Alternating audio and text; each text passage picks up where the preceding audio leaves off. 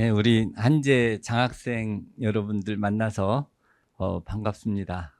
제가 먼저 20년 동안 마다가스카르에서 어떻게 지냈는지 이야기 나누고, 여러분들이 이렇게 좋은 질문들을 이렇게 많이 해주셨는데 참 어려운 질문들을 많이 해주셨더라고요. 그래서 그 질문들 같이 나누도록 이렇게 하겠습니다.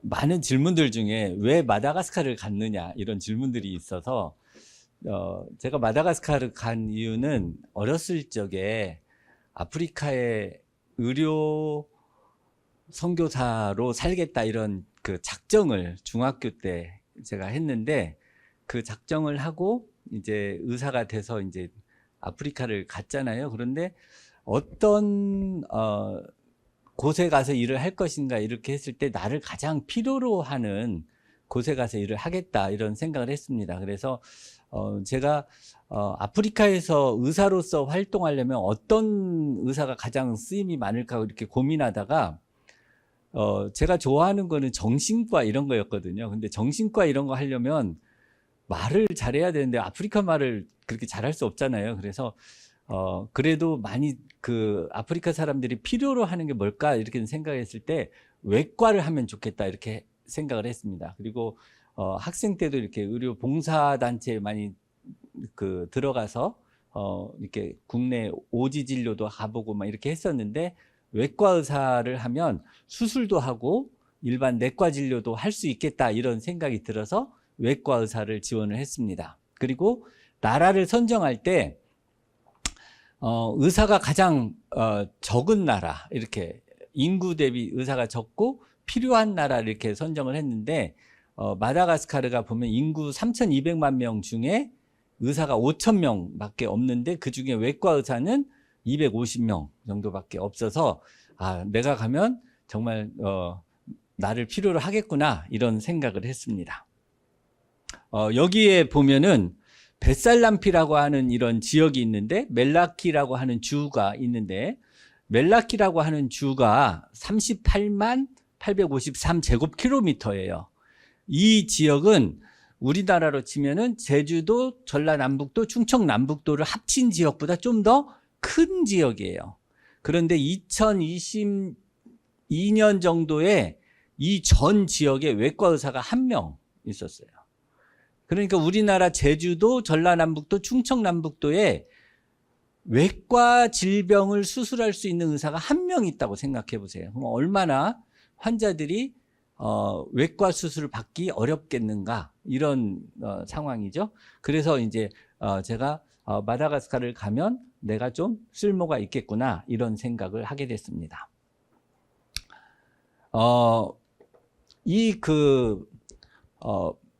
지역에 멜라키 주에 벳살람피라고 하는 디스트릭트가 있는데, 이 벳살람피라고 하는 디스트릭트 중에서 만난 한 환자 이야기를 좀 하겠습니다. 이 환자는 나면서부터 방광이 2개였던 환자예요. 그러니까 그런데 이 환자가 저한테 왔을 때는 배가 임신한 사람처럼, 한 나이가 40대 후반쯤 됐는데 배가 임신한 사람처럼 이렇게 불렀어요. 그래서 보통 이렇게 여자분이 배가 이렇게 크면 보통 난소종양이거나 막 이런 거 생각을 많이 하거든요. 수술을 했는데 보니까 방광이 2개인 거예요. 그런데 방광이 하나는 그 콩팥에서 만들어진 소변이 들어가는 길만 있고 나가는 길이 없는 거예요. 그리고 다른 방광 하나는 정상적으로 소변을 배출하니까 살긴 살았어요. 그런데 이 들어가기만 하는 방광이 계속 커져서 이렇게 풍선처럼 농구공만 해요. 사이즈가. 이런 배를 가지고 살았는데, 언제부터 살았느냐? 이 사람이 갓난아기 때도 방광이 2개니까 이 갓난아기가 이렇게 배가 이렇게 부른 거예요. 그러니까 엄마가 얼마나 걱정했겠어요? 아기가 오뚜기처럼 배가 이렇게 부르니까 이렇게 기지도 못하고 이렇게 맨날 이렇게 누우면 이렇게 앉아있고 이렇게 그렇게 사는 거예요. 조금 커서도 배가 이렇게 커서 뒤뚱뒤뚱하고, 아가씨 때는 임신했는가 오해를 받고, 이렇게 나이가 많아서는 무슨 큰 병이 있는가 이렇게 생각을 하던 그런 환자입니다. 그래서 이제 수술을 했죠. 이렇게 큰 방광 하나를 제거하는 수술을 했습니다. 이 환자가 제가 물어봤어요. 이렇게 되도록 40년이 넘도록 왜 치료를 안 받았습니까? 말했죠. 이 전 지역에 외과 의사 한 명이 있는데 자기는 자기 병을 치료해 줄 의사를 평생 만나본 적이 없는 거예요. 갈 데도 없고 누구한테 가서 이런 병을 치료를 받아봐야 될지 아무리 찾아도 없는 거예요. 그래서 이 환자가 우리가 왔다는 소식을 듣고 이렇게 와서 40년이 넘게 이 고생을 하다가 드디어 병에서 해방이 된 거예요. 이 환자가 수술한 지 이틀 정도 지났는데, 수술한 지 이틀 정도 지나면 배를 굉장히 크게 열었기 때문에 이 종양이 커서 배가 무척 아프거든요. 그 병원 마당에 나와가지고 춤을 추면서 노래를 부르는 거예요. 자기가 이 병에서 해방된 그 기쁨 때문에 춤을 추면서 노래를 부르는데, 그 광경을 보면서 제가 얼마나 이 간절했을까 하는 생각을 했어요. 여기 이 할머니는 눈에 종양이 있어서 20년이 넘도록 눈을 감아보질 못했어요. 여러분, 한쪽 눈을 이렇게 눈을 감고 싶어도 이게 감겨지질 않으니까 얼마나 눈이 쓰라리고 아프겠어요. 특별히 밤에는 이게 눈이 너무 쓰라려서 저희를 만났을 때 내 눈을 좀 뽑아주세요. 이게 이분의 소원이에요. 눈을 뽑아달라는 게 소원이에요. 그런데 이분 그 종양을 제거하고 눈을 제자리다 이렇게 넣어드렸더니 20년 동안 안 보이던 눈이 2년 후에 눈이 다시 보이는 거예요. 그래서 이분도 20년 동안 안 보이는 눈뿐만 아니라 이렇게 눈을 감지 못해서 쓰라린 눈을 가지고 자기를 치료해 줄 의사를 찾고 있었는데, 그런 의사를 만날 수가 없어서 치료를 못 받다가 저희를 만나서 치료를 받은 거예요. 여기 이분은 어렸을 때 이렇게 혈관종이 있어서 태어날 때부터 이렇게 혈관종이 되게 커다랗게 있으니까 사람들 보기에 너무 창피해 한 거예요. 그래서 이 사람은 되게 샤이해가지고 자기는 사람들 만나는 게 너무 부끄럽고 싫어하는 그런 분이었거든요. 수술을 받고 우리가 이제 상처가 나을 때까지 한 3, 4일 더 최소한 3, 4일 입원시키고 보내겠다고 이렇게 말씀을 드렸는데, 수술 받은 다음 날 이 환자가 나를 좀 집으로 보내달라는 거예요. 그래서 왜 그러냐 그랬더니 자기 병 없어진 것을 빨리 가족들한테 보여주고 싶다는 거예요. 얼마나 사람들 만나기를 싫어하고 이랬던 사람이 자기 얼굴에 이 종양이 없어진 것을 얼마나 빨리 다른 사람한테 보여주고 싶었으면 그런 말을 했을까, 이런 거예요. 이분도 이 평생을, 어렸을 때 태어날 때부터 생겼던 종양이거든요. 이 종양을 평생 가지고 있다가 해방된 이런, 마다가스카르에는 이 의사가 없어서 이런 환자들이 너무나 많이 곳곳마다 있는 거예요. 그래서 이분은 자기가 병이 어느 날부터 자기 피부가 이렇게 늘어나는데, 그 늘어나는 것 때문에 자기도 물론 마음이 아프지만 사람들이 자기를 너무 무서워하는 거예요. 그래서 동네 아이들이 자기를 보면 막 울면서 도망가고, 아이들을 너무 좋아하는 사람이 너무 착한 사람이에요, 이 사람이. 그런데 아이들한테 다가가면 아이들이 무서워서 도망가는 게 자기는 너무 슬프대요. 그래서 수술을 했어요.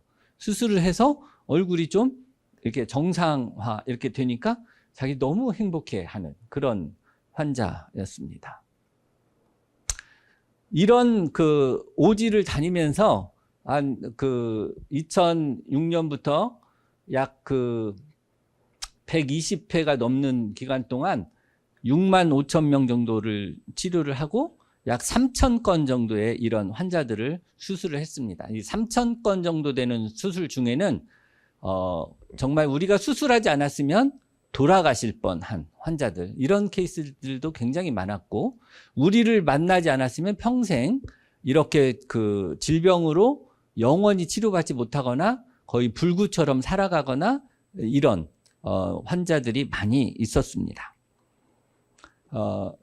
그래서 마다가스카르 거의 전국을 다니면서 이런 치료를 했었고요. 이런 치료를 하다가 코로나 때 이렇게 오지를 다닐 수가 없어서, 그리고 이러한 치료를 저 혼자 오지를 다니면서 치료하는 게 끝도 없어서 나와 같은 의사를 300명을 만들어야 되겠다. 그런 프로젝트를 준비를 했습니다. 그래서 그런데 이제 나와 같은 의사를 만들려면 여러 종류의 수술을 할 수 있고 그 모든 환자를 할 수 있는 외과 수술 능력이 있는 사람을 가르쳐야 되잖아요. 그래서 이제 그 프로그램을 커리큘럼을 만들었는데 저는 이제 굉장히 많은 수련을 받아서 다양한 수술을 하지만 그런 수련을 시키기에는 마다가스카르가 교육 여건이 그렇게 충분하지 않아요. 그래서 제가 배운 수술 중에서 아주 기본적인 디스트릭트 병원에서 꼭 필요한 수술 7가지를 뽑아서 요것은 꼭 잘 해야 되겠다, 이런 수술을 가르쳤습니다. 그래서 이렇게 제왕절개라든지 맹장수술이라든지 하는 7가지 수술하고 이런 그 외상을 받았을 때 뼈가 부러지거나 탈골이 되거나 칼에 찔렸거나 이런 위급한 상황이 있었을 때 환자를 치료하는 법, 그리고 일반적인 병에 걸렸을 때 치료하는 법, 이런 것들을 가르쳐서 이제 그 환자를 치료할 수 있는 다기능 의사를 교육하기로 했습니다. 처음에 이제 그 마다가스카르 보건부와 이런 프로젝트를 한다고 이야기를 하고, 마다가스카르 보건부에서 의사 면허가 있는 일반 의사들을 뽑았습니다. 20명을 처음에 뽑아서 훈련을 시키는데, 이 사람들은 외과 전문의가 없고 외과 트레이닝을 받아본 적이 없기 때문에 장갑을 어떻게 끼는지, 이렇게 바늘을 어떻게 꼬매는지 그런 수술을 이렇게 이런 실습을 해본 적이 없어요. 그리고 의과대학 교육에서도 해부학 교육을 제대로 받거나 이런 교육도 이렇게 많이 받지 못했던 그런 사람들입니다. 그래서 우리가 만든 커리큘럼을 교육과정을 이론과 실습으로 나누어서 이렇게 장갑 끼는 법부터 실 묶고 상처봉합, 장, 이런 돼지를 갖다 놓고 실습을 하고 막 이렇게 했습니다. 지금 이제 여기 장면은 요 밑에 보면은 돼지 발이 이렇게 묶여 있는데, 돼지에게 그 흉관 삽관술을 하면서 이렇게 그 생수병으로 그 흉관 삽관할 때 이렇게 그 생수병을 이용해서 하는 법을 지금 우리가 가르쳐 주고 있어요. 이런 재료도 굉장히 부족하기 때문에. 그런데 저희가 이런 것을 가르치고 났더니 환자가 그 칼에 찔려 가지고 폐가 찢어진 환자가 왔어요. 우리 이 교육생이 이 환자를 딱 보고, 아, 이거는 기흉이다. 기흉이라는 게 이제 폐가 새서 이 그 흉곽에 바람이 이렇게 빵빵해지면 폐가 쪼그라들면서 숨을 못 쉬거든요. 우리 그 드라마 같은데 굿닥터 뭐 이런 데 보면 그 의사가 이렇게 여기를 가슴에 막 바늘을 찔러서 바람을 빼내서 응급으로 살리는 그런 케이스 있잖아요. 이렇게 유리가 팍 박혀가지고 폐가 찢어지는 그 병이 이 기흉이에요.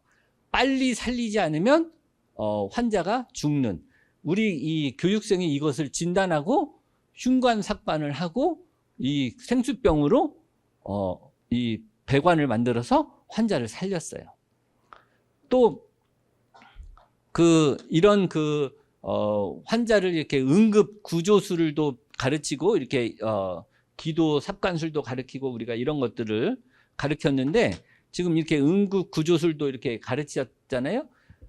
이런 것들을 가르치고 나서 그전에는 이 우리 교육생들이 하는 이야기가, 그전에는 환자가 죽어가는 것을 자기네들은 볼 수밖에 없었는데 이걸 배우고 나서 자기네들이 환자를 살렸다는 거예요. 그리고 이제 수술을 하다가 환자가 수술대에서 심장이 멎은 거예요. 근데 심장이 딱 멎으니까 우리한테 배운 심장이 멎었을 때는 요 심장 마사지를 요렇게 해라. 그거가 딱 생각나서 바로 심장 마사지를 딱 했는데 심장이 멎었던 환자가 다시 숨을 쉬고 살아나는 걸 보고 우리 교육생들이 막 연락을 했어요. 닥터리, 심장 멎은 환자 우리가 살렸어. 이런 연락을 막 한 거예요. 또 한 번은 한 교육생이 환자가 이제 그 강도를 만나서 배에 칼에 찔렸는데 간이 찢어졌어요. 그래서 막 복강에 피가 막 찼는데 그 자기 위에 있는 상관 선생님이 안 계신 거예요, 병원에. 근데 이 교육생이 이제 환자를, 그러니까 우리나라를 보면 그 응급실 인턴이 수술하는 것과 마찬가지예요. 이 교육생이 그 상관을 막 콜했는데 상관이 전화를 안 받아요.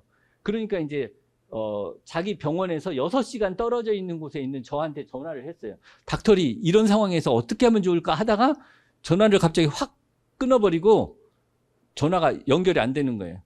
나중에 물어보니까 환자가 막 혈압이 확 떨어져서 이 환자를 수술방으로 데리고 들어갔다는 거예요. 그리고 배운 대로 배를 확 열고 피를 잡고 간을 자기가 꼬매서 수술을 해서 환자를 살린 거예요. 그래서 우리나라 치면 응급실 인턴이 수술방으로 데리고 가서 환자 수술을 한 거예요. 그래서 마치 그 낭만 닥터에 나오는 그런 그 장면을 우리 교육생들이 한 거죠. 이렇게 병원 실습하면서 이제 그 환자를 직접 보면서 그 환자를 볼 때 무엇을 보고 무엇을 체크해야 되고 회진 돌 때는 간호사들과 무엇을 이야기해야 되고 하는 것들을 이제 일일이 가르쳐 주고 있고, 초음파를 가르치면서 우리가 진단을 빨리 어떻게 해야 되는지 이런 것들을 가르쳤습니다. 2년 동안 이 사람들을 가르치고 졸업을 시켰습니다. 졸업을 시키고 그동안에 한 번도 외과 의사가 없던 20개 지역에 이 사람들이 이제 디스트릭트 병원에 다 한 명씩 이렇게 배치가 됐어요. 그 의사가 이런 지역에 외과 의사 한 명씩 있거나 아니면 그 전에 이제 은퇴하기 직전에 있는 의사 선생님과 이 사람들이 둘이 이 일을 하는 거예요. 한 1년 정도 후면은 다시 혼자가 되는 그런 병원들에 이제 이 사람들이 가서 일을 하고 있습니다. 이 사람들이 가서 어떻게 일을 하는지 제가 그저께 마다가스카르에서 지금 한국으로 돌아왔는데 그 3주 동안 이 사람들이 일하는 병원 중에 5개 병원을 찾아가서 어떻게 일하고 있는지 보고 왔습니다.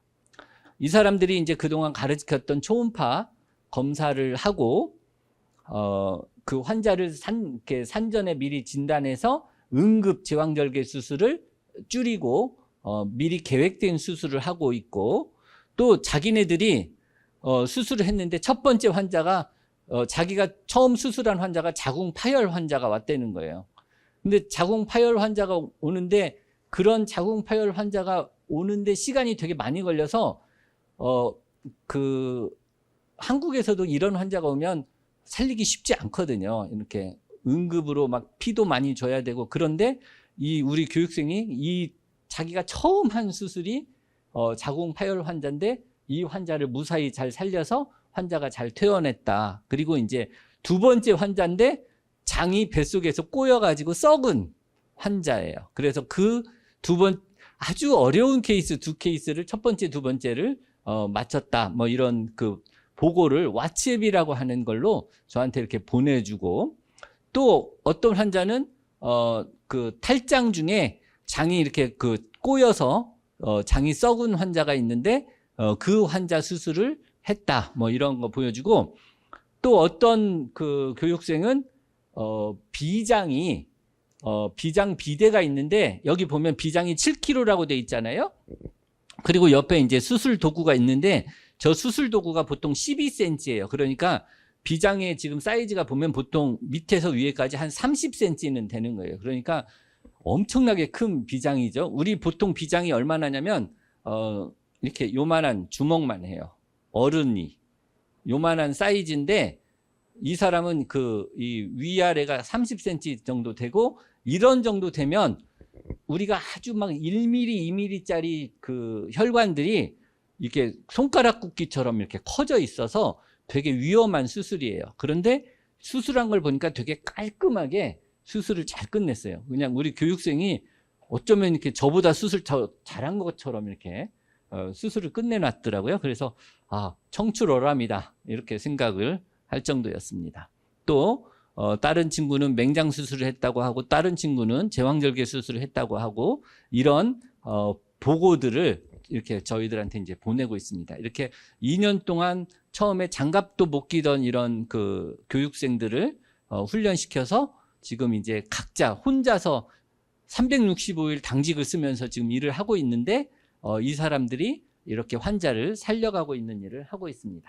그래서 이제 저희는 앞으로 이 마다가스카르에서 그 많은 외국에 있는 교수들이나 의료인들이 마다가스카르의 부족한 의학 교육이나 이런 훈련에 도움을 줄 수 있도록 이렇게 플랫폼으로 일을 하려고 합니다. 특별히 소외 지역인 지구병원에 이런 저와 같은 의사를 300명을 만드는 일을 지속하고 또 거기에 깨끗한 물과 전기를 보급하고 엑스레이나 초음파나 진단 장비를 공급하고 전자 차트를 개발하고 주민들에게 무료 이동진료 서비스를 제공하고 하는 일들을 지속적으로 하려고 합니다. 저희가 이런 일을 위해서 센터를 운영하려고 하고 있습니다. 우리 팀원들과 함께 찍은 사진을 이렇게 보여드립니다. 네, 이렇게 간단히 프리젠테이션을 마치고 여러분들과 많은 대화 시간을 함께 갖도록 하겠습니다. 안녕하세요. 6기 이동주입니다. 중학교 시절부터 세상에서 가장 가난하고 아픈 사람들을 위해 의사가 되겠다는 뚜렷한 목적을 가지고 지금까지 의료봉사 활동을 꾸준히 하고 계시는데요. 오랜 기간 동안 목표에 대한 방향성을 잃지 않고 지치지 않게 꾸준히 의료봉사 활동을 이어갈 수 있었던 원동력이 무엇인지 궁금합니다. 예, 참 이 질문을 듣고 저도 고민을 좀 많이 했습니다. 내가 왜 마다가스카르에서 20년이 넘도록 이 일을 계속하고 있는가. 그런데 이제 제가 마다가스카르에서 살면서 나한테 온 변화가 무엇인가를 좀 생각을 해봤었습니다. 근데 처음에 제가 마다가스카르에 가기 전에 왜 갔는가 그것부터 좀 고민을 했었는데 제가 중학교 때 마다가스카르에 가기로 결정했던 거는 저의 이제 신앙에 관련된 어떤 거였습니다. 제가 생각할 때 내가 너무 나의 죄에서 나를 해결할 수가 없었던 고민이 있었습니다. 내가 아무리 기도하고 아무리 교회를 다니고 그래도 내 죄 문제가 해결이 되지 않는구나. 그런데 이것을 해결해 줄 수 있는 사람은 신밖에 없는데 신이 나를 제가 기도를 하다가 이런 어떤 소리를 들은 것 같아요. 그래서 어떤 소리를 들었냐면 너의 믿음이 가짜다 이런 소리를 들은 거예요. 그래서 내가 가짜라고 신이 이렇게 해버리면 나는 대책이 없잖아. 어떡하지? 이런 겁이 덜컥 나는 거예요. 그래서 그때 굉장히 교회도 열심히 다니고 성경 공부도 열심히 하고 막 전도도 열심히 했지만 너는 가짜야 이런 소리를 들어서 나 이 문제를 어떻게 해결하지? 그런 고민을 많이 했던 것 같아요. 그때 제가 하나님께 하나님 내가 평생을 아프리카에 가서 선교사로 일을 할 테니까 나를 좀 진짜로 여겨주시면 안 되겠습니까? 하는 딜을 한 거예요. 이렇게 무슨 신앙심이 좋아서가 아니라 너 가짜다 그러니까 이 가짜에서 좀 이렇게 벗어나 보려고 딜을 한 거예요. 그런데 이제 그 딜이 해결이 안 되는 거예요. 그런 좀 생각을 했으면 그 후에 제가 좀 착한 사람이 되고 좀 신의 뜻에 맞는 사람이 되어야 되는데 저의 죄의 모습이 계속 드러나는 거예요. 그래서 그 죄의 모습이 드러날 때마다 그 기도를 내가 가서 의료 선교사 할 테니까 나를 좀 받아주세요 하는 기도를 쉬지를 못했고 그러다 보니까 이제 의사가 됐고 의료 선교사가 돼서 갔는데 가서 이제 일을 하다가 저한테 또 어떤 경험이 있었냐면 어느 순간에 내 마음속에 이렇게 무슨 볼링공 같은 것이 갑자기 이렇게 뚝 떨어지는 그런 느낌이 나면서 마음이 가벼워지는 느낌이 생겼거든요. 그때 느꼈어요. 아, 내가 생각했던 죄라고 생각했던 어떤 것이 사라졌구나.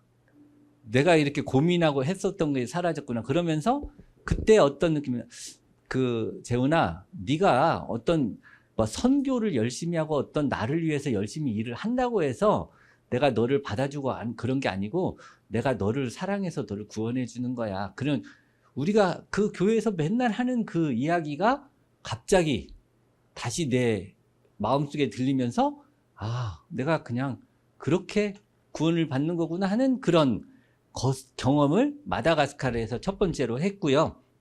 그러한 변화가 마다가스카르에서 저한테 있으면서 아, 내가 이 일을 하는데 의미가 있었다. 첫 번째 그거고, 두 번째로는 아까 만난 이런 환자들이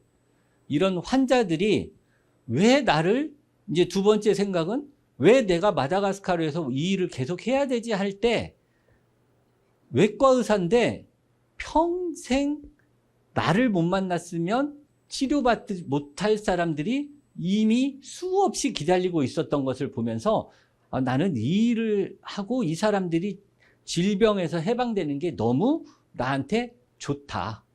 그런 생각을 하게 됐습니다. 그래서 그 일을 하는 일이 너무 기뻤어요. 외과 의사로서. 한국에서 세브란스 병원에서 막 아주 좋은 시설에서 제가 막 수술을 하고 일했을 때는 뭐 그냥 의무감에서 수술하고 이렇게 병원 수입도 내고 뭐 이런 것 때문에 이렇게 수술을 했지만, 여기서는 그런 돈을 이게 환자들이 치료받고 돈 한 푼도 안 내거든요. 그런데도 불구하고 이 질병에서 해방되는 모습을 보면서 너무 기쁜 거예요. 자기가 평생 이런 질병을 앓고 있다가 해방되는 모습이 아, 내가 해야 되는 이 일에 정말 중요한 일을 지금 하고 있구나 하는 그런 생각을 지금 제가 이제 마다가스카르에서 하게 됐고요. 또 한 가지는 제가 이제 마다가스카르에 살면서 비전이 점점 커졌어요. 제가 처음에는 이렇게 몇 사람들을 이렇게 구해주고 도와주는 일이 저의 큰 보람이었는데, 이런 프로젝트를 하면서 아, 마다가스카르에 모든 디스트릭트 병원에 나 같은 의사를 훈련시켜서 이제는 모든 사람들이 쉽게 의사들을 만날 수 있도록 하는 이런 시스템을 만들어주고 마다가스카르의 의학 교육을 발전시켜서 조금 더 훌륭한 의사들을 길러낼 수 있도록 해야 되겠다 하고 하는 그 비전이 좀 더 커졌어요. 그리고 이런 교육 프로그램을 만들다 보니까 이게 마다가스카르에만 필요한 게 아니라 섭사하라 아프리카 나라에서 내가 만든 이 커리큘럼을 도입하면 그 나라도 도움을 받겠다. 그러면 이것을 다른 나라도 쓸 수 있겠네? 하는 그런 점점 더 비전이 확대되는 걸 느꼈어요. 그걸 생각하니까 내가 한 인간으로 태어나서 이렇게 어떤 사회에 기여할 수 있다는 거가 너무 큰 보람인 거예요. 그리고 제가 뭐 이렇게 인생 살면서 사람들이 가장 많이 하는 질문 중에 한국에서 살면 뭐 의사로서 명예도 얻고 돈도 얻고 뭐 이렇게 부자로 살 수 있을 텐데, 그런데 그렇게 부자로 살아봐야 하루에 3끼 먹고, 많이 먹어야 2끼 먹고 3끼 먹고 살아갈 텐데, 그리고 뭐 잠자봐야 뭐 침대에서 자고 뭐 일어나고 그런 생활이 그 이상 얼마나 우리가 더 잘 살겠느냐 이거예요. 그렇지만 우리가 살아갈 때 점점 이렇게 정말 내가 할 수 있는 일 중에 이런 인류에 기여할 수 있는 일을 하면서 살 수 있다는 거는 비교할 수 없는 가치관이 저한테 있다라는 생각이 들어서 나는 이 선택을 너무 잘했다. 이런 생각을 하게 된 겁니다. 그래서 이런 것들이 내가 마다가스카르에서 일하는 게 지금 이렇게 대학병원에서 교수로 일하는 내 친구들보다 훨씬 나는 행복하구나. 이런 생각을 했습니다. 물론 은행 잔고는 뭐 0이 하나 없거나 0이 2개 없거나 그러겠지만 0이 없을 뿐이에요. 그런 거는 내 인생에 크게 중요하지 않다. 그러나 지금 내가 얻고 있는 이 보람과 가치에 비하면 나는 너무나 큰 것을 이 사람들한테 오히려 받고 있구나, 이런 생각을 하게 됐습니다. 그리고 이제 이런 거 하면서 힘든 일이 뭐가 있었느냐, 이런 질문들이 있었거든요. 그래서 힘든 일이 있었어요. 제가 이렇게 일을 하다 보고 어떤 때는 신문에도 나오고 막 이러니까 사람들이 굉장히 저를, 제가 그 사람들한테 잘못한 게 없다고 생각이 들어요. 그리고 이 사람들이 아프면 제가 치료도 열심히 해줬어요. 그런데 그 사람들이 저한테 욕을 하고 다녀요. 험담을 하고 다녀요. 왜 그러는지 잘 모르는, 그리고 또 우리와 일했던 사람들이 저희들한테 나쁘다고 말을 하고 막 이렇게 다니는 사람들이 있어요. 아니, 왜 이렇게 같이 이렇게 좋은 일을 하고 갔는데 그 사람들이, 어떤 사람들은 이성 교사님 너무 이렇게 훌륭하시고 존경합니다, 이런 사람도 있지만 그 사람들은 소수고, 좀 여러 사람들이 이렇게 별로 안 좋다고 하는 사람들이 있는가 되게 고민스러웠거든요. 그게 되게 마음에 아팠어요. 왜 그랬을까? 그런데 이제 그 사람들은 경험을 조금 한 거예요. 한 1년 몇 개월 경험을 하고 저를 판단하고 있는 거예요.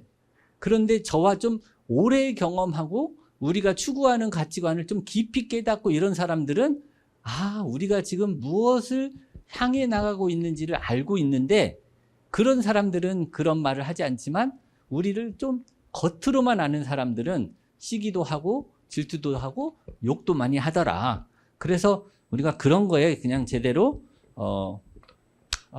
신경 쓰지 말자, 뭐 이런 생각을 하게 됐습니다. 저는 고려대학교 간호학과 최하민 학생이고, 그다음에 저도 작년에 케냐에 다녀온 적이 있었어서 지금 아프리카에 대한 마음이 되게 있는 상태에서 선생님 말씀을 듣게 됐습니다. 제가 드리고 싶은 질문은, 선생님께서 되게 어려운 상황인데 어떠한 마음으로 그런 결단을 내리실 수 있었는지, 또 미래가 보이지 않는 두려움 속에서도 결단할 수 있게 해주었던 선생님만의 방법이 있는지 궁금합니다. 또한 많은 학생들이 궁금했던 게, 결단 후에 여러 기적 같은 일들이 일어나는 것을 보고 또 어떤 마음이셨을지 궁금합니다. 어려울 때 어떤 결단을 했느냐, 제가 2006년, 7년쯤이라고 생각되는데, 여러분들도 많은 질문 중에 독살 위험이 있었을 때 그때 되게 좀 심각했거든요. 마다가스카 무당들은 독초를 참 잘 써요. 그리고 실제로 독살 위험 전에 저희랑 같이 일했던 준우루라고 하는 현지인 목사님이 있었는데, 이분이 학교를 하려고 현지인 교사와 함께 갔는데, 그 교사가 식사를 현지인과 하고 돌아오는 길에서 죽었어요. 근데 아마 그게 이제 음식에 독살당했다고 이렇게 알려졌는데, 그 후 처리 과정이 어떻게 됐냐면, 그냥 이 사람이 죽은 거에 대해서 경찰도 아무도 처벌받는 사람도 없고 그냥 끝이에요. 그 동네에서 그렇게 죽은 건 그냥 끝. 그걸 보면서 이제 우리가 제가 이제 그것 때문에 이 준우루 목사님 가족을 건강을 살피러 갔다가 이제 그 사실을 다 알게 됐는데, 이렇구나. 우리가 오지에 가서 이렇게 죽게 되면 정말 우리의 죽음에 대해서 아무도 알지 못하고 끝나는구나, 이런 생각을 하게 됐었는데, 그때 제가 우리 마프라고 하는 비행선교단 디렉터가 우리 전체 프로그램에 취프를 하고 있었거든요. 그래서 그 디렉터가 우리를 불러 모아서, 지금 닥터리, 지금 너희 팀에 이렇게 지금 독살 위험이 이렇게 있는데 우리가 너희 팀을 데리고 오지를 가기가 너무 불안하다. 무슨 사고 나면 내가 취프로서 이렇게 책임질 수가 없고, 우리 마프도 이런 사고를 당하는 위험 속에 너희들을 데리고 갈 수가 없다, 이런 이야기를 하더라고요. 그런데 그때 제 마음속에 그러면 장소를 바꿀까? 뭐 이런 생각을 이렇게 했는데, 갑자기 어떤 생각이 드냐면, 여기서 물러나면 우리 의료 선교는 끝이다. 갑자기 그 생각이 마음속에 딱 들어오는 거예요. 그리고 또 한편, 혹시 이게 그 시험 아닐까? 이런 생각이 또 드는 거예요. 여기서 내가 물러선다고 하면 안 되지만 여기서 물러서지 않으면 뭔가 또 좋은 일이 생길 수도 있겠다 하는 그 두 마음이 마음속에 있었어요. 그래서 그 디렉터한테 우리 선교사인지 알고 당신도 선교사고 그런데 우리가 서로 간에 이런 일을 하면서 우리 목숨을 돌보지 않고 이런 일을 하는 거에 대해서 서로 동의하지 않냐.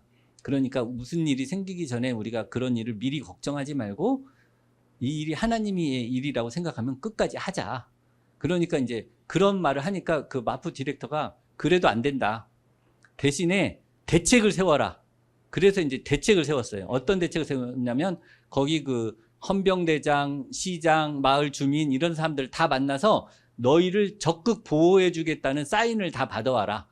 그 사인을 그래서 이제 우리가 진료를 하러 가지 않고 약을 가져가지 않고 진료는 마프에서 허락을 안 해서 그냥 맨몸으로 내려갔어요. 맨몸으로 내려가서 사인을 받으러 갔는데 사인을 다 받으면서 이제 그 뭐 헌병대장 이 사람들이 전부 다 우리를 보호해 주겠다고 이제 약속을 했거든요.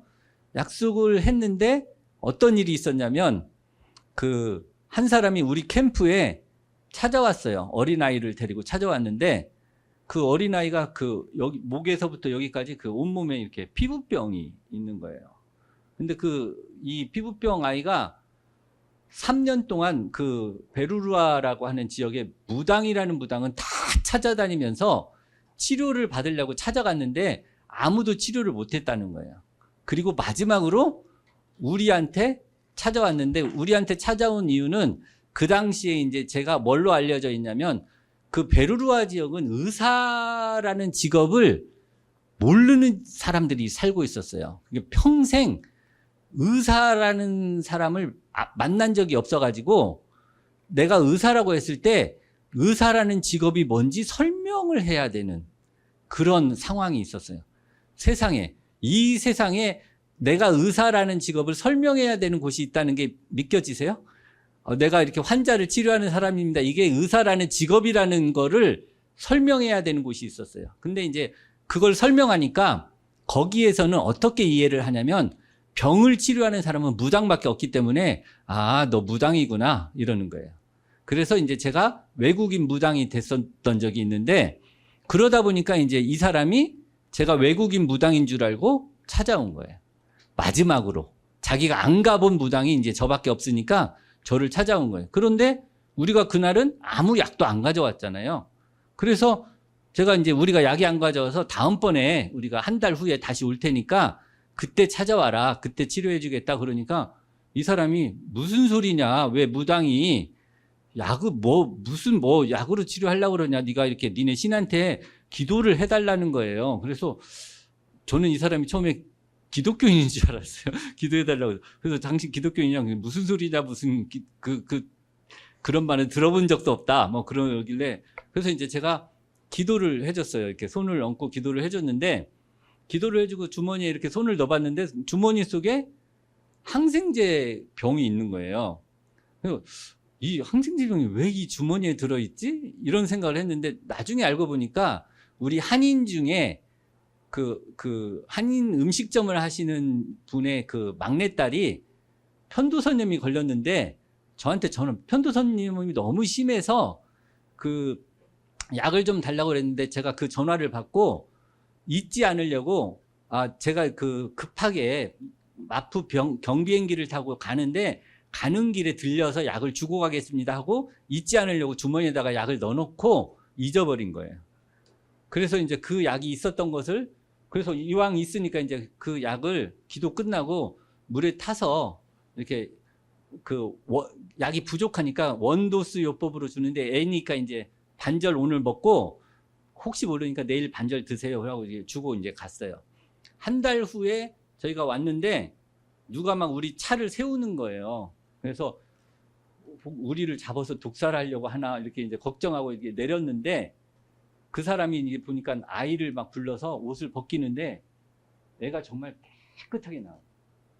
이게 피부가 우리가 보통 이렇게 포도상 구균 피부염이었던 것 같은데 그 낫고 나면 이렇게 좀 점 같은 게 있거든요. 근데 그런 것도 없이 얘가 정말 매끈하게 다 나온 거예요. 약 한 번에. 그런데 그럴 수도 있는 게 이 지역에서 의사를 모르는 사람들이 평생 항생제를 써본 적이 없는 거예요. 평생 항생제를 써본 적이 없는 사람들한테 현대의약품으로 만든 이 강한 항생제를 원도수 요법으로 왕창 팍 주니까 얼마나 잘 들었겠어요. 그러니까 그냥 애가 좀 힘들었겠지만 이 약을 먹고 완전히 그냥 병이 순식간에 나아버린 거예요. 그리고 나서 우리가 이제 그 마을 다니면서 진료를 하려고 하니까 마을에서 뭘 물어보냐면 당신이 그 피부병 아이를 치료한 의사냐고 물어보는 거예요. 그래서 그렇다 그러니까 이제 동네 사람들이 막 우리를 이런 의자에 앉히더니 그 마을 여자분들이 막 나와서 춤추면서 이렇게 환영식을 하면서 이렇게 닭도 가져오고 쌀도 가져오고 막 이렇게 우리한테 이렇게 갖다 주면서 환영을 막 하는 거예요. 나중에 알고 보니까 그 닭하고 쌀 주는 게 신한테 드리는 그 예물. 마치 우리를 신처럼 생각한, 무당이긴 한데 굉장히 센 무당으로 이제 여겨주고 그 거의 신급 대우를 우리한테 해준 거예요. 그래서 그러고 나니까 이제 그 동네 무당들이 이 사람들 건들면 안 되겠다. 이런 생각을 한 거예요. 그리고 또 한 가지는 우리가 이제 거기 말라리아 환자라든지 아주 심한 환자들이 많이 왔잖아요. 그런데 이제 평생 약을 써본 사람들이 아닌데 우리가 가지고 있는 현대 의약품의 도움을 굉장히 많이 받았어요. 막 그 열이 안 떨어지는데 타이레놀 같은 거 이렇게 하나를 먹고요. 이 사람들이 뭐라고 하냐면 우리는 타이레놀 2알 먹어도 이렇게 머리 계속 아프고 막 이럴 때도 있잖아요. 아직도 막 이렇게 여성분들은 뭐 생리통, 바직통 뭐 이거 먹어도 소용도 없어요. 좀 더 센 것 주세요. 막 이러는데 이 사람들은 그거 하나를 먹고 뭐라고 하냐면 신이 머리부터 발끝까지 쫙 내려오는 것 같아요. 그러는 거예요. 제가 그 느낌을 아는데 뭐냐면 그 약 먹고 이렇게 머리부터 이렇게 개는 느낌이 있거든요. 이렇게 머리가 이렇게 쫙 이렇게 개는 느낌이 있는데 개면서 이렇게 뭔가 이렇게 저리는 느낌이 있어요. 이렇게 샥 저리면서 개는 느낌. 그런 느낌을 이 사람은 신이 내려온다고 이렇게 표현을 하는 거예요. 이게 다 좀 영적인 표현을 하는 거예요. 이 사람들이 워낙 그 약간 토테미즘에 살다 보니까 그런 표현에 익숙하고 그렇게 생각을 해요, 사람들이. 이제 그런 덕분에 이런 그 치료 효과도 되게 많이 이렇게 현대 의학의 도움으로 다른 무당들에 비해서 얼마나 효과가 좋아요. 이렇게 뭐 무당은 말라리아 걸리면 일주일간 굿하면 반은 살고 뭐 반이 아니라 뭐 대부분 죽고 사는 사람 몇 명 없지만 우리는 뭐 폐렴 걸린 사람들한테 항생제 주면 막 낫고 막 이러잖아요. 그리고 또 뭐 이런 기적들이 막 나타나고 또 한 번은 무당이 뭐 아기 못 낳는다고 그랬는데 우리가 준 그 아기를 못 낳는 이유 중에 이제 그 성병에 걸린 사람들이 아기를 못 낳는 경우가 있거든요. 우리가 준 항생제가 그냥 아주 가벼운 그 아목사실린 뭐 이런 항생제를 먹고 이게 너무 약을 안 쓰는 사람들이 그걸 먹으니까 성병이 나와버린 거예요. 그래서 무당이 너는 평생 아기를 못 가져 그런 선고를 받았는데 임신을 덜컥 한 거예요. 그러니까 이제 저한테 어느 마을에서 여자들이 막 와가지고 나도 아기 낳게 해주세요 막 이러는 거예요. 그래서 도대체 무슨 사건인가 이렇게 알아보니까 이렇게 어느 마을에서 이렇게 약을 받은 여자들이 임신을 했다는 거예요. 그래서 그래서 이제 이거는 다 임신할 수 있는 건 아니고 몇 명만 그럴 수가 있다. 뭐 우리가 이제 설명을 하고 약을 주기도 하고 뭐 이런 게 있습니다. 뿐만 아니라 수술을 했는데 그 유방암 4기 말기암 환자분을 2007년에 수술했거든요. 이분이 할머니신데 뭐 암이 막 겨드랑이까지 다 퍼지고 막 터져가지고 이렇게 진물이 막 나오고 고름이 나오는 그런 분이셨는데 이분 할머니 자녀분이 엄마 아빠가 다 죽고 할머니가 손자 손녀를 키우고 계신 분이세요. 이게 할머니가 이제 암으로 한 몇 개월 후에 돌아가시고 나면 아이들이 고아가 될 판인데 여기서 막 진물이 나고 너무 썩은 냄새가 나고 그러니까 아이고 요거 그냥 수술해서 냄새라도 안 나게 돌아가시기 전까지 그렇게 해드리자 하고 수술을 해드렸거든요. 지금까지 살고 계세요. 그리고 그 아이들이 다 자라서 지금 이제 직장 다니고 성인이 되고 이렇게 왜 지금까지 그 말기 사기암이 재발도 없이 살고 있을까? 저도 지금 의문이고, 뭐 이렇게 수술한 환자들 중에 그 아주 악성인 그 흑색종, 뭐 이런 암이라든지, 뭐 수술한 케이스들이 정말 기적처럼 많이 살아난 케이스들이 많이 있어요. 그거는 또 특별한 도우심이 있지 않았나 이런 생각도 합니다. 안녕하세요. 저는 10기 박서정입니다.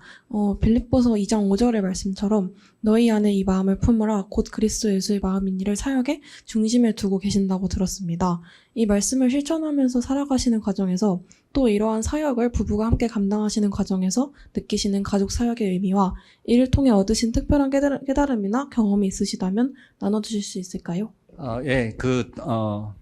이제 어떻게 보면 저의 어떤 신앙관이나 종교적인 이야기를 또 할 수밖에 없는데, 저도 이제 의사이기 때문에 과학자이면서, 동시에 신앙인이기 때문에, 그런데 이제 제가 저를 생각을 해보면, 성경의 요한복음에 이런 이야기가 있거든요. 우리는 이 땅에 만물 안에 있고,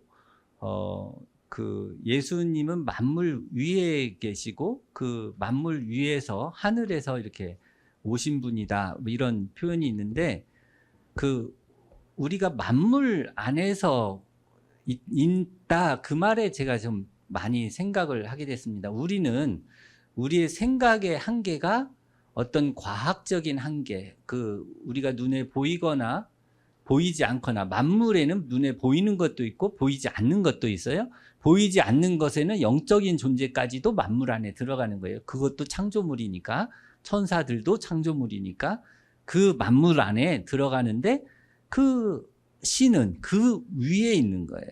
그래서 그 신이 위에 있는 신이 만물 안에 와서 나와 같은 하찮은 피조물 하나에 어떤 관심을 가지고 있다는 생각을 한다는 것이 저한테는 너무 기적 같은 일이었어요. 그래서 어렸을 때 제가 아까 이야기했던 그런 거가 그런 큰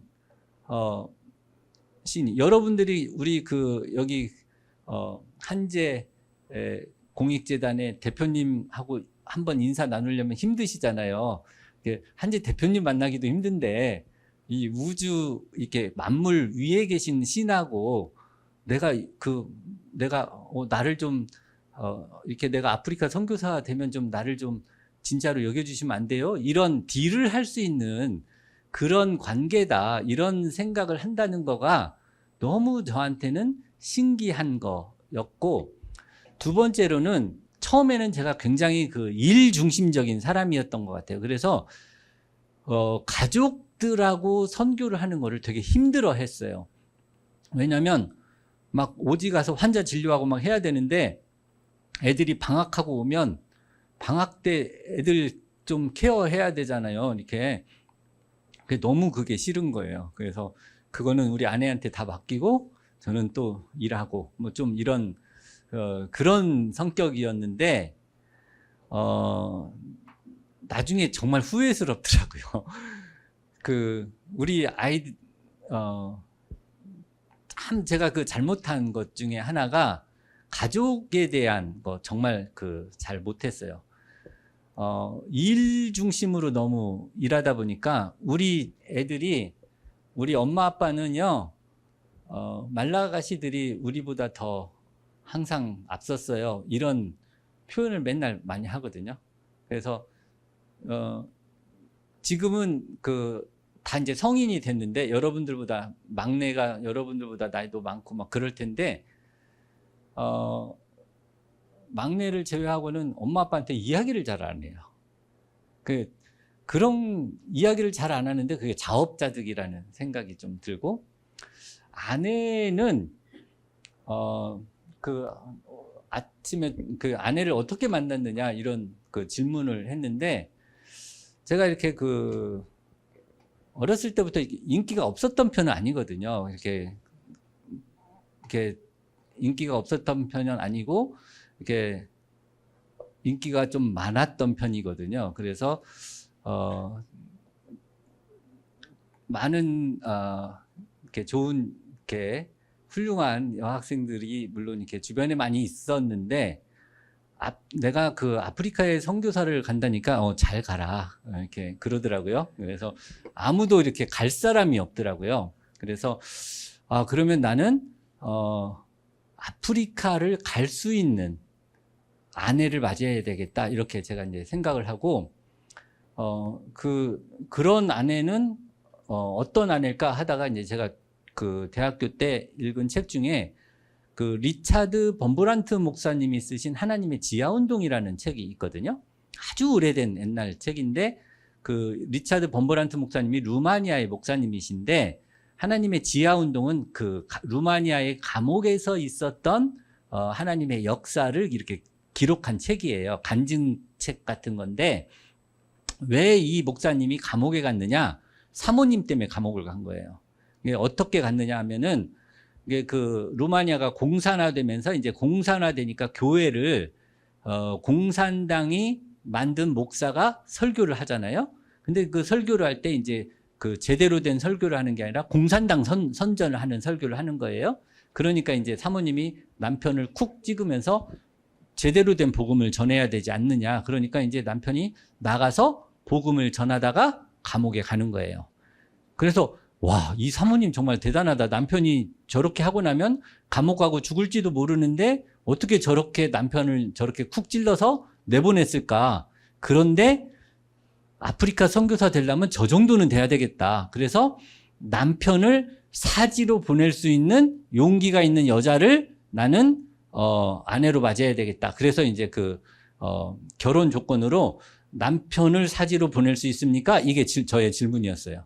그런데 저의 아내는 결혼 조건이 뭐였냐면 하나님을 위해서 죽을 수 있는 남자를 찾고 있었어요. 그래서 혹시 이 여자인가? 이렇게 생각을 하다가 이제 그 아내를 만났습니다. 그러니까 이제 그 고통이 얼마나 심했겠어요? 남편을 항상 사지로 몰아넣으려고 하는 아내와 그 아내는 이제 저한테 어떻게 하면 제가 막 힘든데 당신은 오지를 가서 일을 하고 오시오. 막 비가 억수로 쏟아지는 장마철에 막 그 차가 막 진흙에 빠지고 위험한데도 가라 그러고 막 그런 아내를 제가 이렇게 모시고 살게 되었습니다. 근데 이제 그러다 보니까 일을 너무 열심히 하게 됐고 아내도 이제 그런 나를 돕고 하다가 이제 너무 오지를 다니다 보니까 이제 목도 디스크도 생기고 허리 디스크도 생기고 뭐 이렇게 아프고 뭐 그런데 그런 생활을 하면서 또 한 20년, 30년, 지금 30년 넘게 살았거든요. 30년쯤 지나니까 제가 좋아했던 아내의 상은 좀 귀엽고 다정하고 저한테 이렇게 그 알랑방구를 잘 끼는 그런 귀여운 스타일을 원했는데 우리 아내는 선생님 스타일이에요. 그래서 항상 잘못을 지적해주고 이렇게 가르쳐주고 바르게 해주는 그런 스타일이거든요. 너무 싫어요. 우리 엄마하고 똑같아가지고. 그런데 한 30년쯤 지나니까 나한테 가장 필요한 성격이었구나. 내가 그런 아내를 안 만났으면 제대로 못 됐겠구나 하는 생각이 20년쯤 넘어서부터 들기 시작하더라고요. 그래서 지금은 굉장히 이제 조금씩 순종적인 남편이 되어가고 있습니다. 그래서 지금은 좀 나아졌어요. 아직도 우리 아내가 수많은 그 가시밭길과 눈물의 골짜기를 지나고 있지만 지금은 30년 전보다는 좀 나아졌다고 지금 표현을 하고 있습니다. 그래서 결혼은 누가 그러는데 이렇게 결혼할 때는 초등학교 1학년 입학하는 것과 같아요. 그리고 이렇게 오래 살면 살수록 이제 중학교도 가고 고등학교도 가는 거예요. 그래서 오래 산 사람일수록 그 수준이 높은 거예요. 이렇게 신혼 때 뭐 아기자기하게 잘 살고 그게 이쁜 것 같지만 오래 산 그 사람들이 이렇게 느끼는 아내를 보는 것과 남편을 보는 그런 것들이 조금 더 이렇게 무게 있고 진한 거예요. 은은하고. 여러분들도 이제 그런 인생의 쓴맛 단맛을 보면서 깊이를 알게 되시기를 바랍니다. 네, 안녕하세요. 국기 유현준입니다. 우리 주변에서도 길을 걷다 보면 불우이웃을 마주치고 측은한 마음 또는 불쌍하다라고 느끼는 마음을 들 때가 많습니다. 그러나 나서야 할 때나 나서지 말아야 할 때 그 사이에서 고민을 하다가 끝내 어려운 이웃에게 직접 다가가서 도움을 주는 경우는 많지 않은 것 같습니다.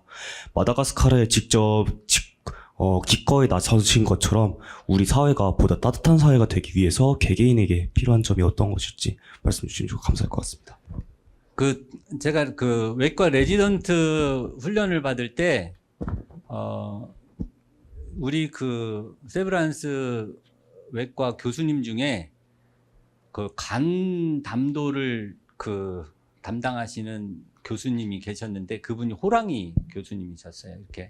이렇게 차트 잘못 쓰면 이렇게 발로 막 까고 막 이렇게 오더 잘못 내면 막 혼내고 막 병동에서 이렇게 막 혼나고 막 정말 레지던트가 막 이렇게 환자들 앞에서 막 자존심 엄청 상하고 막 그런 드라마 보면 나오죠. 그런 교수님들. 그런데 이제 그분하고 이렇게 수술을 하는데 환자가 이렇게 장이 터져서 이렇게 콩나물 대가리가 뱃속에 이렇게 떠다니는 거예요.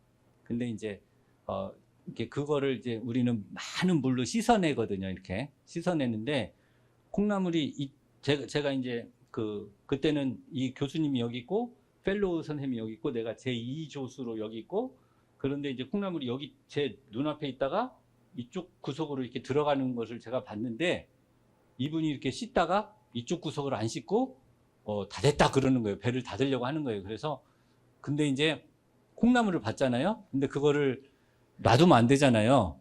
근데 콩나물 선생님이 수술할 때 뭐라고 하면 혼나잖아요. 근데 그럴 때 어떻게 해야 되겠어요? 말을 해야 되겠어요? 말아야 되겠어요? 해야 되는데 엄청 혼나거든요. 어떻게 해야 되겠어요? 그래도 해야 되잖아요. 그래서 제가 교수님 콩나물이 이렇게 말을 했어요. 그러니까 뭐야? 그러더니 이제 이렇게 하다가 이제 콩나물을 찾아서 이제 교수님이 이제 성질을 내시고 이제 대충 이렇게 하다가 수술을 대충 마치고 나가셨는데 이제 펠로우랑 저랑 정리하면서 이렇게 다시 씻어내면서 석션에 이렇게 콩나물이 이렇게 딱 걸려서 나왔어요. 그분이 이제 펠로우 분이 이것이 그 콩나물이냐 이렇게 그렇게 해서 이제 수술이 무사히 마치고 환자는 잘 살았는데 그 후에 이제 그 교수님이 저를 되게 이뻐하셨어요.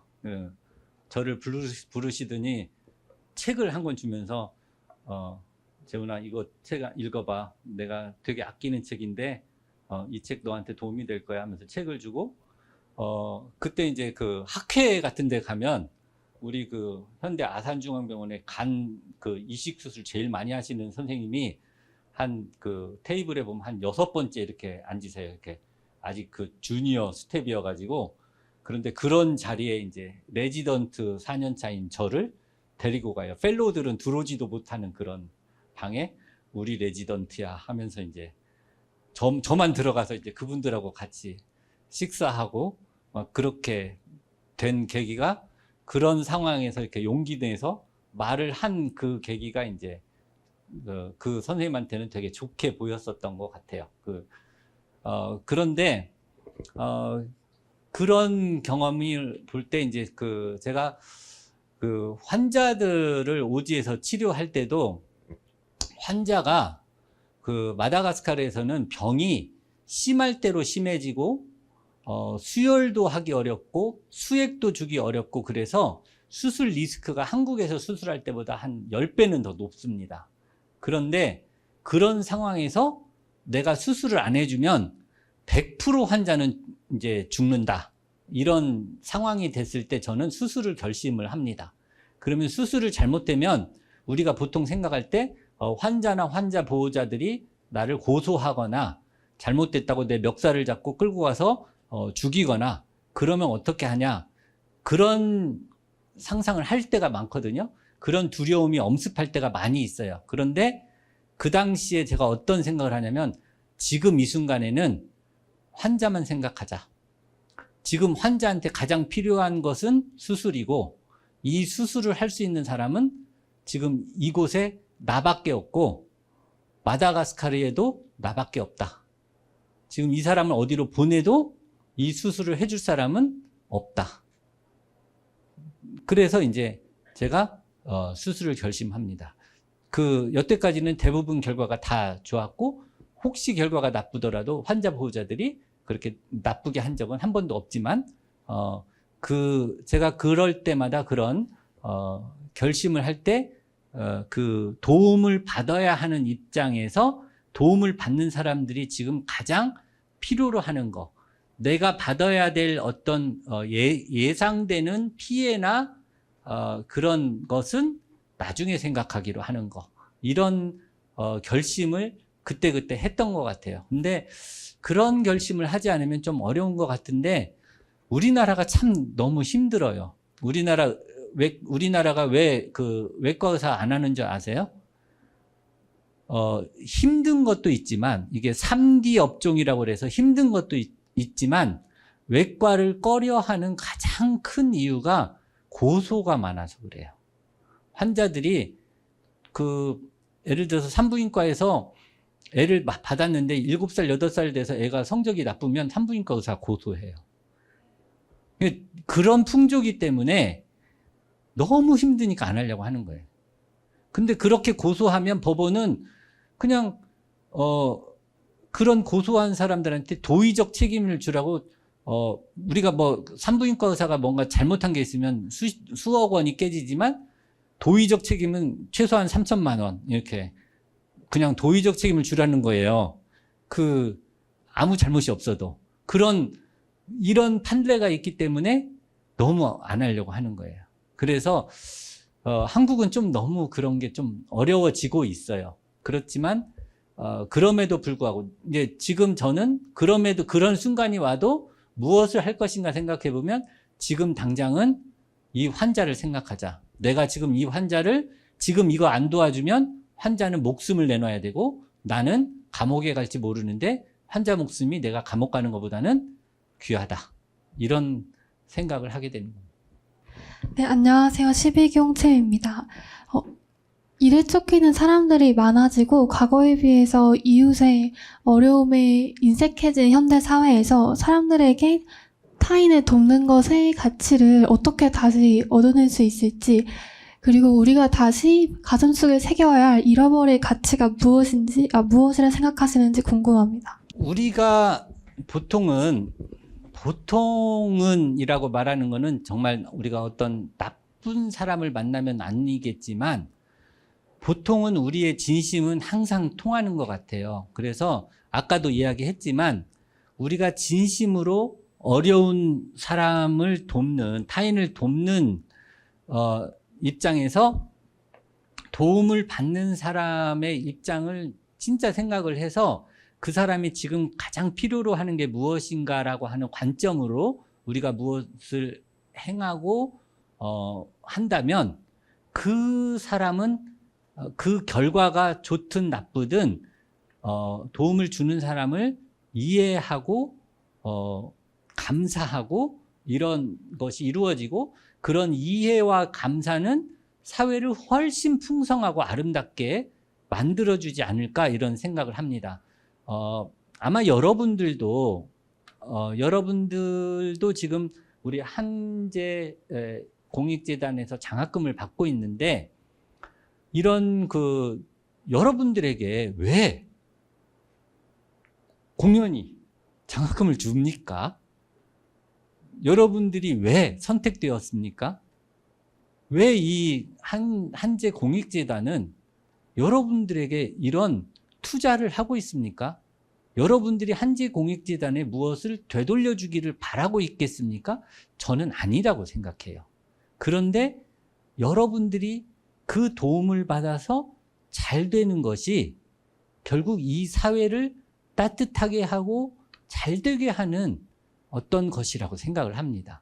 그리고 그렇게 살아가는 것이 결국은 나한테도 도움이 되고 나도 행복한, 그리고 사실은 주고 이게 도움을 받는 사람들보다는 주는 사람이 훨씬 행복한 그런 것들이 생깁니다. 그래서 아마도 저도 볼 때는 여러분들도 이런 그 장학생으로 이렇게 자랐는데 이렇게 장학생으로 자란 사람들 중에 최근에 아주 훌륭하신 모범이 있거든요. 우리 문영배 헌법재판관님이 김장하 이사장님의 장학금을 받고 이렇게 헌법재판관 이렇게 공부를 열심히 해서 헌법재판관까지 되셨더라고요. 이런 분들 때문에 정말 이 문영배 이분한테 장학금을 주고 했던 그 분은 정말 어떤 다시 이득을 받으려고 이런 것을 한 것은 아닌데, 그런 자신의 솔선수범하고 이러한 자신은 나는 공부를 안 해서 공부 잘하는 사람들을 이렇게 돕는 거야 하면서 자기 스스로도 굉장히 겸손하게 살아가시는 그런 분이시거든요. 그런 분들이 있기 때문에 이 사회가 이렇게 점점 밝아지고 좋아진다고 생각을 합니다. 그래서 정말 우리가 가슴에 다시 되새겨야 되는 잊어버린 가치는 아니라고 생각해요. 우리들 마음속에 있는 가치인데 용기가 좀 필요해요. 이 가치를 다시 끄집어내려면 여러분들이 아까도 말을 했지만 이러한 용기를 없애주는 나쁜 영향에 대한 두려움, 이런 것을 좀 벗어나야 될 것 같아요. 이렇게 물에 빠진 사람 건져줬더니 보따리 내놓으라고 한다라고 하는 우리 속담이 있는 것처럼, 우리가 저 사람 건져주면 보따리 내놓으라고 하면 어떻게 할까, 이런 두려움 때문에 물에 빠진 사람을 안 건져준다는 것은 우리의 용기를 되게 꺾는 거거든요. 그런데 일단 물에 빠진 사람은 살리고 보자 하는 그런 용기를 좀 내시면 그 자체로 여러분들은 행복하고 아름다운 삶을, 가치를 쌓아나가게 될 것 같습니다. 네, 안녕하세요. 7기 김가현입니다. 선생님께서는 활동 중에 문화적 관습과 보편적 인권 사이에서 충돌하는 상황을 자주 마주하셨을 것 같습니다.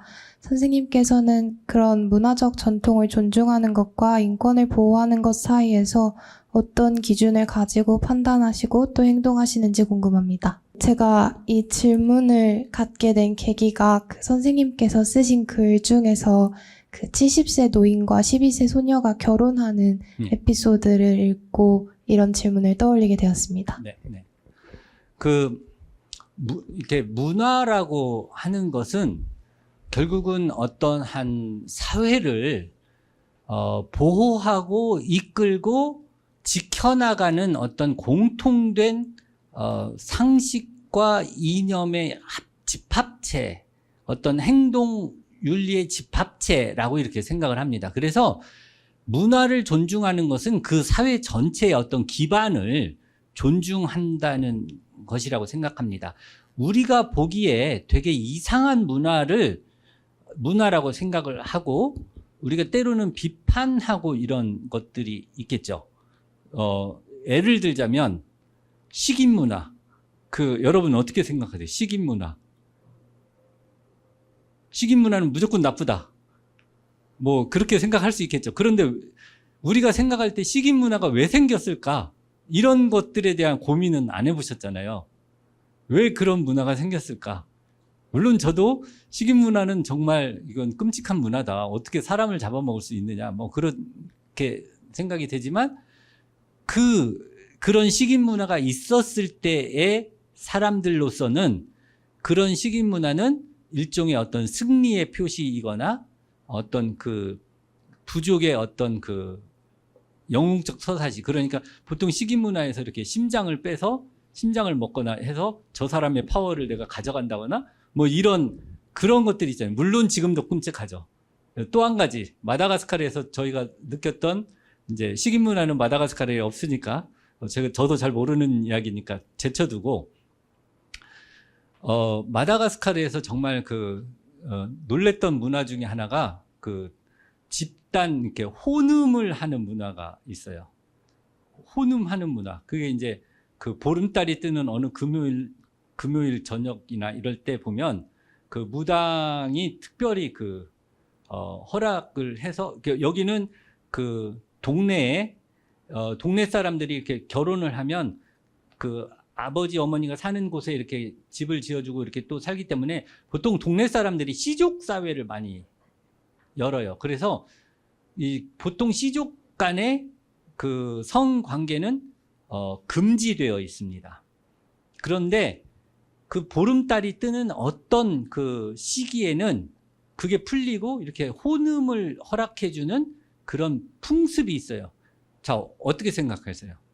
끔찍하고 더럽고 추하다, 이렇게 생각하시죠? 그런데 그런 문화가 왜 생겼을까?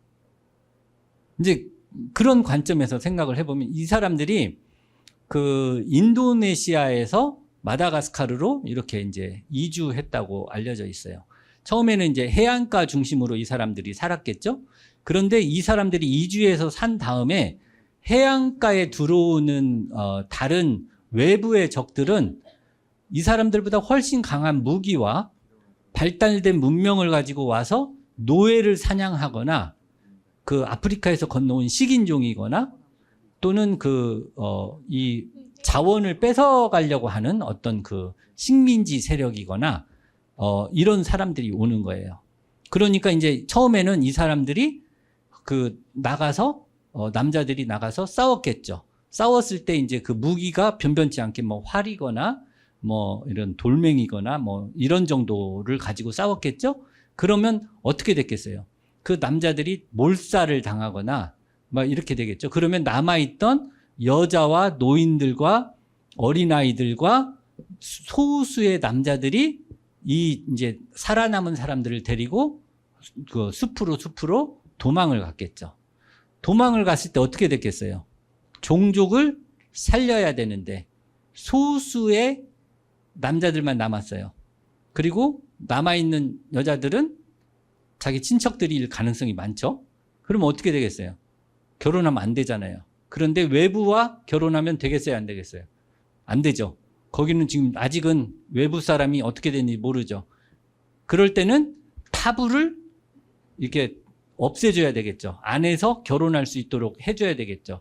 그러면 무당이 그런 타부를 풀어주고 이렇게 혼음할 수 있는, 이렇게 성관계를 가질 수 있는 의식을 하는 거예요. 그런데 그런 것들이 전통이 되어서 이제 이 말라가시들은 조상들이 했던 어떤 문화를 지켜야 된다는 또 타부가 있어요. 그러니까 그거가 이제 필요가 없는 평화로운 시대가 됐는데도 그거를 계속 지켜나가고 있는 거예요.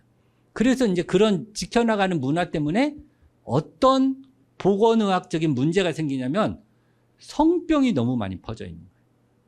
그래서 성병 유병률이 거의 40%가 넘게 매독이라고 하는 검사만 한번 저희가 랜덤으로 해봤는데 11%가 넘게 나오는 마을이 있었어요. 근데 11%면은 우리가 세브란스 병원에서 몽골의 어떤 창녀촌에서 매독 리서치를 해본 적이 있는데 창녀들의 매독 복균율이 7%. 그러니까 이 마다가스카르의 주민들의 매독 복균율이 창녀촌에 있는 매독 복균율보다도 매독 한 가지만 해도 높은데 다른 성병을 합치면은 40%가 넘는 거예요. 그러니까 성병 유병률이 너무 높은 그런 문제들이 생기는 거죠. 그러면 이러한 것들은 어떻게 해야 되겠어요?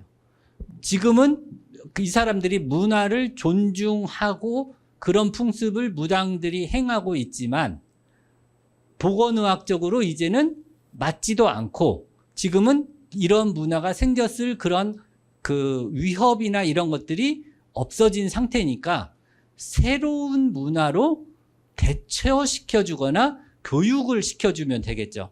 그래서 조심스럽게 이제 접근을 하는 겁니다. 그래서 여러분들의 이제 그러한 풍습 중에 이제 무당이 이제 무당이 그런 것을 해야 된다고 이렇게 주장하는 무당이 있으면 그 무당보다 권위가 센 무당이 이제 그 법칙은 그만해도 된다라고 이제 풀어주는 무당이 있으면 되잖아요.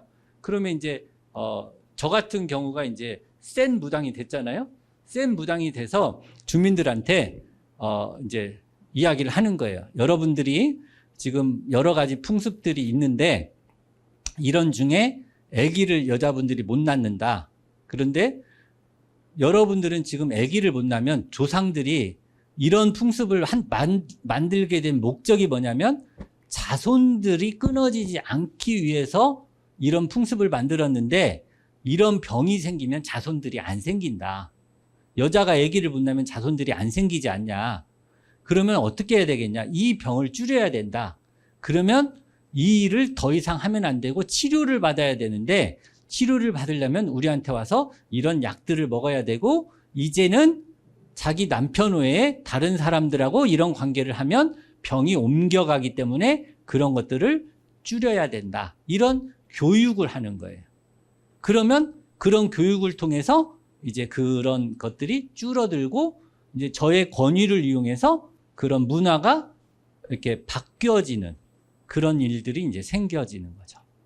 예, 그렇다고 해서 당신들의 문화는 나쁘다가 아니라 당신들의 문화의 본 뜻은 자손을 남기고 그 자손들이 계속 생존해 나가려고 하는데 목적이 있었는데 그 목적을 바르게 이루기 위해서는 이러한 대처 방법이 있습니다. 라고 하는 대처해주는 방법을 제시해주는 것이 좋은 것 같습니다.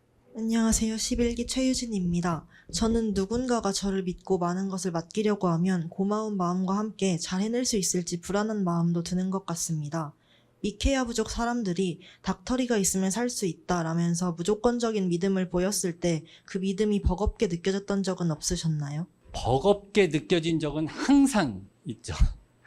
지금도 저한테는 버겁게 느껴집니다. 이 마다가스카르의 모든 의료적인 니드가 필요가 굉장히 큰 저한테 그 짐으로 나한테 오는과 동시에 저의 의무처럼 느껴집니다. 아직도 미케아 사람들뿐만 아니라 마다가스카르 곳곳에 의료 혜택을 받지 못하는 사람들이 너무너무나 많아서 그 사람들에게 찾아가지 못하고 있는 이런 상황이 저한테는 굉장히 큰 짐으로 지금도 느껴지고 있습니다. 그래서 이 짐을 해결하기 위해서 아까도 제가 소개했던 방법이 나와 같은 의사를 300명을 교육하고 이 사람들이 또 제자들을 교육하고 이렇게 해서 의료 접근성을 강화시켜서 많은 환자들이 쉽게 치료를 받을 수 있도록 하는 이런 방법을 또 제가 제안하고 해결책을 제시하고 하는 방법을 지금 추구하고 있는 거고요. 이러한 물론 이제 그 질문의 요지는 다른 사람들이 어떤 걸 맡겼을 때 내가 부담이 됐을 때 그 부담을 어떻게 해결하느냐 하는 거죠. 이제 그렇습니다. 이런 부담이 오면 되게 불안하죠. 내가 그거를 과연 잘 해낼 수 있을까? 보통은, 이제 여러분들한테 제가 꼭 해주고 싶은 이야기는, 위기는 기회다. 이런 말들 있잖아요. 사람들이 자기한테 다가오는 부담을 어떻게 처리하느냐 하는 거가 자기를 얼마나 성장시키느냐 하는 좋은 기회가 될 수 있어요. 우리가 이제 성경에서 보면 다윗과 골리앗이 있는데 블레셋 군대가 30만 명이 있었고 이스라엘 사람들이 30만 명이 있었거든요. 며칠 동안 골리앗이라고 하는 3m가 되는 거인이 나와서 30만 명이 되는 이스라엘 사람들한테 계속 도전을 했어요. 이렇게 너희들 중에 누가 나와서 나랑 싸울래? 막 이렇게 했는데 다윗이라고 하는 한 사람만 그 기회를 잡은 거예요. 그리고 그 기회를 잡아서 다윗이 골리앗과 싸운 거예요. 그런데 다윗과 골리앗의 싸움은 우리가 누구나 생각하듯이 백전백패 다윗이 할 것이다 라고 하는 예상이잖아요. 그게 위기예요. 누구나 생각할 때 이건 다 실패할 거다, 못할 거다, 잘못될 거다, 잘못되면 죽을 거다. 그런 것들은 다 위기예요. 그런데 다윗에게는 어떤 계획이 있었냐면 나는 곰도 잡아본 적이 있고 호랑이도 잡아본 적이 있는데 나는 돌 던지는 실력이 있어. 나는 빨리 달리는 실력이 있어. 그런 자기의 어떤 전략과 자기를 아는 실력이 있었던 거예요. 그래서 그걸 가지고 자기는 이제 그 가볍게 그 골리앗은 아주 중무장을 하고 왔어요. 이렇게 철갑을 쓰고 갑옷을 막 엄청난 무게의 갑옷을 입어서 골리앗은 그 자기 방패도 못 들고 한 사람이 방패도 들어줘요. 그러니까 못 움직이는 거예요. 그러니까 이 커다란 사람이 고정된 목표예요. 고정된 목표. 다윗은 아주 빠르게 달리면서 이 달리는 속도로 돌을 던지는 가속도를 이용한 그 전략을 세운 거예요. 그러니까 그 상황에서 우리가 어떤 전략으로 이 위기를 해결해 나갈 건지 고민하면 해결책이 있는 거예요. 그래서 그 어떤 어려움이든지 반드시 해결책은 있거든요. 우리가 이것을 내가 잘못하면 어떻게 할까라고 하는 두려움에 사로잡히지 말고 여기에서 내가 어떤 방법으로 이것을 해결해 나갈까 생각하면 그것을 해결해 나가면 갑자기 자기가 영웅이 되는 그 기회를 잡는 거예요. 그래서 여러분들한테 정말 그런 이야기를 해주고 싶은데 어려운 일을 누가 맡기잖아요. 저는 참 그게 아까도 이야기했지만 우리를 욕하는 사람들이 있어요. 어떤 사람들이 욕하냐면 우리한테 와서 봉사한다고 왔는데 봉사한다고 와서 우리가 어려운 일을 좀 시키잖아요. 어려운 일을 시키면 욕해요. 아니 봉사하러 와서 어려운 일을 시키면 그 일을 잘 감당하고 나가야 되는데 그런데 어려운 일을 잘 하잖아요. 제가 레지던트 때 우리 제가 이제 2년 차가 되고 3년 차가 되고 4년 차가 됐을 때 1년 차로 들어온 친구가 이대에서 수석한 친구예요. 그 친구가 이제 외과 1년 차로 들어왔는데 그 친구가 일을 너무 잘하는 거예요. 그래서 일을 잘하니까 계속 일을 더 맡기는 거예요. 네가 해. 일을 맡기면 여자 레지던트인데 일을 시켜주면 이 친구는 고맙다고 생각해요. 그런데 다른 1년 차들은 왜 나한테 이런 일을 자꾸 시키는 거야. 졸려 죽겠는데. 태도가 다르잖아요. 2년 차 때 환자 보는 퀄리티가 달라져요. 그 환자를 끊임없이 봤던 친구는 정말 환자를 잘 치료하고 그리고 그 친구가 보는 환자들은 잘 살아나요. 그런데 계속 게을렀던 환자들은 환자 합병증도 많이 생기고 그래요. 그러니까 이렇게 어려운 일을 여러분들의 선배나 누가 시키잖아요. 여러분들은 정말 감사하게 생각하고 그 일을 나는 내가 성장할 수 있는 기회다. 제가 우리 아들한테도 그랬어요. 군대 가 있는 아들한테도 누가 너를 어렵게 하고 힘들게 하면 감사하게 생각해라. 이때가 네가 성장할 수 있는 기회다. 이런 말을 알아듣는 사람은 성장할 수 있어요. 어려운 일을 당하거나 힘든 일을 당하면 나를 성장시킬 수 있는 정말 절호의 찬스다. 이런 찬스를 내 인생에 이렇게 이겨나가는 거, 이것을 종교적인 언어로는 순종이라고 해요. 어려운 일을 내가 감당해버리는 거, 이것을 순종이라고 하고 어떻게 보면 세상적인 용어로 보면 기회를 잡았다고 하는 거예요. 기회는요, 여러분들이 어떤 복권을 타고 이런 것이 기회가 아니라 어려운 일을 만나는 게 기회예요.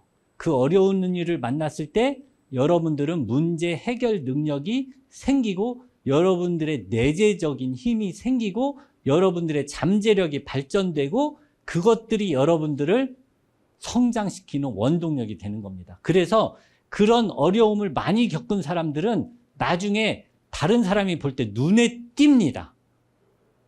그래서 어려움을 만날 때 두려워하지 말고 내가 할게요. 먼저 하는 사람들이 임자예요. 그 다윗이 내가 할게요 그러잖아요. 그럴 때 어려운 일을 누가 할래 할 때 내가 할게요 하는 사람들이 잡는 거예요. 어려운 일을 솔선수범해서 맞는 사람들이 되시기를 바랍니다.